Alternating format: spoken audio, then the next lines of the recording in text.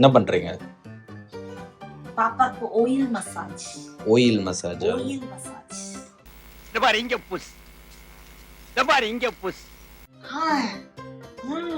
நான் பண்ற oil மசாஜ்ல full body activate ஆயிடும் ஷான். ஓகே, ஹைஃபை கொடுங்க. ஹைஃபை கொடுப்பா ப்ளீஸ். இப்போ வந்து ஹைஃபை கொடுக்குற மூலையில இந்த மொக்க மாட்டான். அப்படி இல்ல, டாடி கேட்டாதான் கிடைக்கும், மம்மி கேட்டால. டாடிக்கும் மொக்க தான் பண்ணுவான். இப்படி தாண்டா அசிங்கப்படுறதுனா வாழ்க்கையில. குளிக்கும் போது தான் பாக்கணும். அப்படி பைபிள். அதுக்கு ஏன்டி நீ அப்படி பண்ற? கன்றாவையா இருக்கு. அப்படிதான் பயப்படுவான்னு சொல்றேன். அடுத்தது பாப்பா மசாஜ் பண்ணி முடிச்சுட்டு குளிக்க வைக்கணும். என்ன யாராவது இந்த மாதிரி ஆயில் மசாஜ்லாம் பண்ணி குளிப்பாட்ட கால் வருவாங்களா?